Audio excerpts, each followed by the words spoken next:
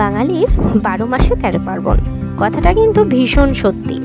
ঠিক কেমন দুর্গাপুজো যেতে না যেতেই কত তাড়াতাড়ি কালী পুজো চলে এলো। কালী পুজো এসে গেছে এই কথাটা শোনার পর থেকে স্ত্রীর বায়না শুরু, আমি যাব কালীমা দেখতে। তাকে কিছুতেই বোঝাতে পারি না যে কালীমা আসতে এখনো একটা দিন বাকি আছে, সে কালীমা দর্শন করতে যাবেই যাবে, তার জেদ বায়না কিছুতেই থামে না।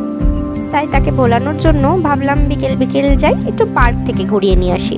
পার্কে গিয়ে খেললে যদি একটু মনটা ঘুরে যায়। তো পাপার কাছে বায়না, পাপা তুমি সাজু করিয়ে দাও।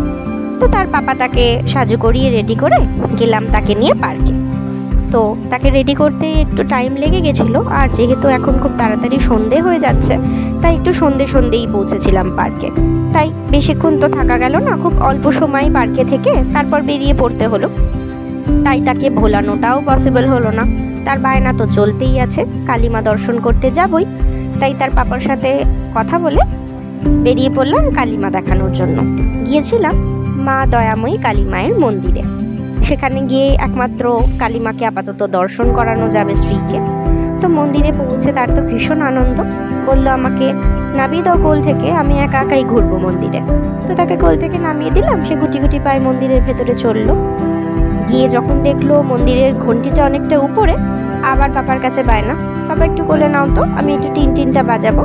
তো তার পাপার কোলে উঠে মন্দিরের ঘন্টি বাজানো হলো, তারপরে ঠাকুর দর্শন করা হলো, নম করা হলো, মন্দিরে ঘোরা হলো। তারপর তার মনে শান্তি, কালীমাকে দর্শন করা হয়ে গেছে।